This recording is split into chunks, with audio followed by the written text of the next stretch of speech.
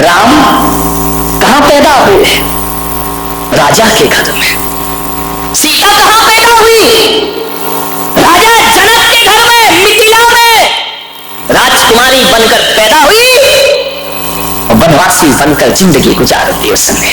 मान्यवर, आप सोचिए, महिलाओं से मेरा निवेदन है कि सीता के विवाह के बाद उस बेटी को क्या सुख मिला है। विचार करो, तुमको तो मिल रहे हैं ना सुख, इतनी डेंजरस सास तो नहीं है ना, और तुम्हारी तो एक ही है, उन्हें तो तीन तीन को झेला है मेरे भाई। ध्यान रखिए। एक आदमी ने पूछा कि राम को वनवास हुआ, सीता साथ में क्यों गई? उनका सीता बड़ी समझदार थी।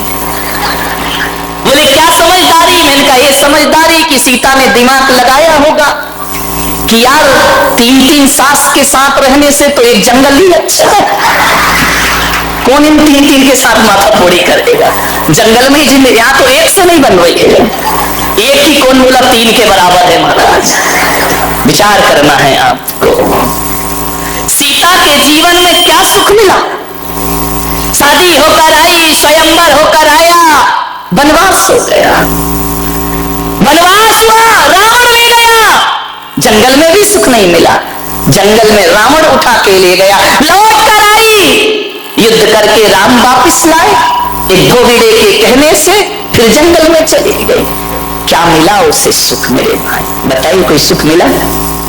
जब घर में थोड़ी तकलीफ हो ना, तो किसी को याद करो या नहीं करो, सीता को याद जरूर कर लिया करो कि उसके जैसे दुख संसार में किसी भी स्त्री को प्राप्त नहीं हुए।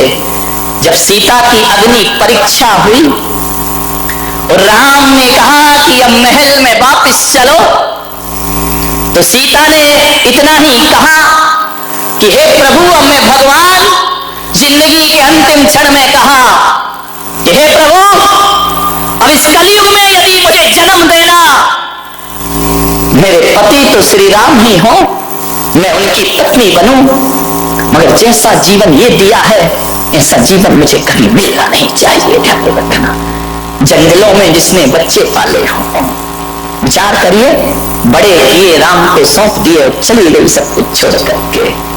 कैसा आदर्श जीवन है। सुख दुख तो सबके जीवन में आते हैं।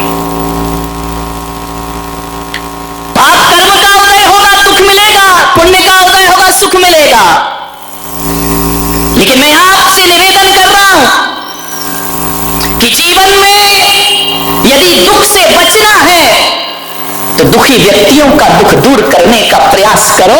तुम्हारा जीवन आनंद में परिवर्तित हो जाएगा, सुख में परिवर्तित हो जाएगा। आप अपने सुख के लिए मत जियो कि मेरा ही सुख मेरा है, चाहे दूसरों को दुख देके भी प्राप्त हो। ये साधारण लोगों की सोच है, लेकिन महान पुरुष तो सोचा करते हैं कि मेरा दुख तो छोड़ो, दूसरे का दुख मिटा दूं तो मेरे जीवन की सार्थकता सिद्ध हो जाएगी। ध्यान रखिए, दूसरों के लिए सोचिए, अपने लिए मत जियो। एक बात याद रखना, जो अपने लिए जीता है वो वीर होता है, और जो दूसरों के लिए जीता है वो महावीर हुआ करता है। ध्यान रखिए, ये अपने लिए नहीं जिए, दूसरों के लिए जिए। मानिए, थोड़ा अपने दुखों से बाहर निकलो और दुनिया के दुख को देखो। तुम्हारा मन कहेगा कि दुनिया में कितना गम है और मेरा गम कितना कम है। इबादत मंदिरों में जाके अपने दुखड़े रोते रहते हो, कभी दूसरों के दुख की प्रार्थना की? कभी कहा है भगवान मेरा पड़ोसी बहुत दुखी है, उसे सुखी कर दे?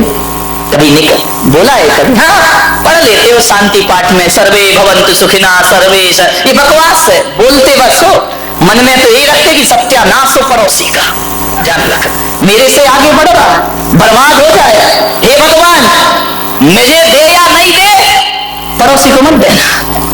ध्यान रखना, ये स्थिति सोच है हमारी। एक भगवान की पूजा कर रहा था, पूजा करते समय महादेव प्रसन्न हो गए। महादेव ने कहा कि मांग वरदान। तो बोले सही में दोगे? अरे बोले अपने जैसा बेईमान क्यों समझ रहा है, मांग मिलेगा।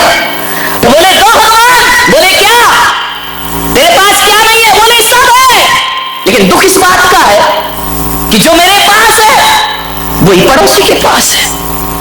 तो भगवान ने कहा तू पड़ोसी का टेंशन मत कर, तू मांग क्या मांग रहा है?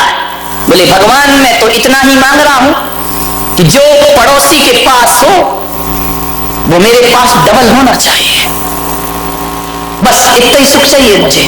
एक बात बताऊं, आदमी अपने दुख से दुखी नहीं है, आदमी पड़ोसियों के सुख से ज्यादा दुखी है। उसके घर में शांति कैसे? और महिलाओं के तो यहां की महिलाओं की बात नहीं कर रहा हूं। कौन बोला औरंगाबाद वाली आज आई हैं? ध्यान रखना, विचार करिए। महिलाओं का तो यही है, यदि पड़ोस के घर में शांति है तो काना फूसी करे थोड़ी सी। सास बहू प्रेम से कैसे रह रही है? थोड़ा बहुत सभा में चुहिया छोड़ दीजिए। इतनी होशियार होती है महिलाएं। यहाँ वाली नहीं, यहाँ वाली तो बहुत सीधी है, जलेबी की तरह। इतनी होशियार कि पड़ोस के घर में जाएंगी, बहू बैठी है, अब मालूम है क्या करेगी? पड़ोस के घर जाके उठ के आ रही कि अब मैं चलती हूँ, और आते आते बहू के कान में कुछ कह दिया, बस इतना ही कहा कि अब मैं जा रही हूँ। सास देख रही है, अच्छा कान में कह रही है, इसका मतलब मेरे खिलाफ कोई षड्यंत्र चल रहा है। और उसने कुछ नहीं कहा, उसने इतना ही कहा कि मैं जा रही हूँ, और वो भी तीली लगाने आई थी, कोई घर को सुखी करने नहीं आई थी। कान में कह के चली गई। अम्मा ने देखा, क्यों, क्या बोल रही थी वो? अम्मा जी कुछ नहीं, बस इतना बोल रही थी मैं। अब इस पे कोई अम्मा विश्वास करेगी कि मैं जा रही हूँ? इस पे कोई विश्वास करेगी क्या? अरे जा रही हूँ तो जोर से बोल देती, तू भी चुप आ रही है। अब श्री महाभारत प्रस्तुत करता। ऐसे घरों में आग मत लगाइए मेरे भाई। क्यों किसी के घर उजाड़ते हो? घर बसाना सीखो मेरे भाई, उजाड़ो मत। एक जगह शादी हुई, एक अम्मा ने पूछा, क्यों तू 10 दिन से मंदिर में नहीं दिखी? बोले क्या करूं बहन, लड़के की शादी थी इसलिए मैं नहीं आ पाई। हो गई तेरी शादी? बोले हो गई। बोले कहाँ की बहू है? बोले औरंगाबाद की। बोले औरंगाबाद की? बोले हाँ। बोले कितना मिला है? अब तुझे क्या लेना देना कितना मिला है, वो जाने उसकी बहू जाने, तेरी छाती काहे को जल रही है? क्या मिला दहेज में? अरे भाई दहेज में छोड़ो, हमने तो महाराज के प्रवचन सुन लिए थे कि दहेज लेना पाप है। एक साड़ी में लड़की लाए हैं, हमने कोई दहेज नहीं लिया है। अरे अम्मा ने माथा फोड़ा मंदिर में। बोली धर तेरे की, तू भी महाराजों की बातों में लग गई। उनके तो ना आगे कोई ना पीछे कोई, तेरी तो गृहस्थी लगी है। 1 घंटे के प्रवचन में हीरा सा बेटा फ्री में बेच दिया। तेरे की सत्यानाश, हीरा सा बेटा। अब जब इतना हीरा सा था तो तूने अपनी लड़की क्यों नहीं दी? ऐसे घरों में आग लगाई जाती है, ध्यान लगा। हीरा सा बेटा कौड़ियों के भाव में बेच दिया। मैं होती लाखों रुपए लेती दे। अब बता, उस बुढ़िया के दिमाग में कचरा डाल दिया इसने। वो इतनी खुश थी बेचारी, और ऐसे मीठे शब्द बोल बोल के कचरा डाल दिया कि हीरा सा बेटा। जब हीरा सा था तो तुझे पहले का कीड़ा सा दिख रहा था वो। ध्यान रखिए, मत उजाड़ो किसी के घर, ध्यान रखिए, घरों को बसाइए, किसी के घरों को बर्बाद मत करिए। आओ, ये इंसान एक मंदिर के समान हुआ करता है, और ये धरती उस तीर्थ स्थान के समान हुआ करती है जहां हम लोग रहा करते हैं। मान्यवर, एक तीर्थ जैसा वातावरण बनाइए, जीवन स्वर्ग हो जाएगा आपका। किसी के घरों को बर्बाद मत करो। तुम्हें क्या लेना देना दहेज मिले नहीं मिले? आजकल मंदिरों में ये पद्म पुराण नहीं पढ़ती, बुढ़िया पुराण ज्यादा पढ़ती है। पुराण तो खुला ही रहता है, रामायण दूसरी चलती रहती है। पता चला इतनी देर मंदिर में क्या बोले स्वाध्याय कर रही थी।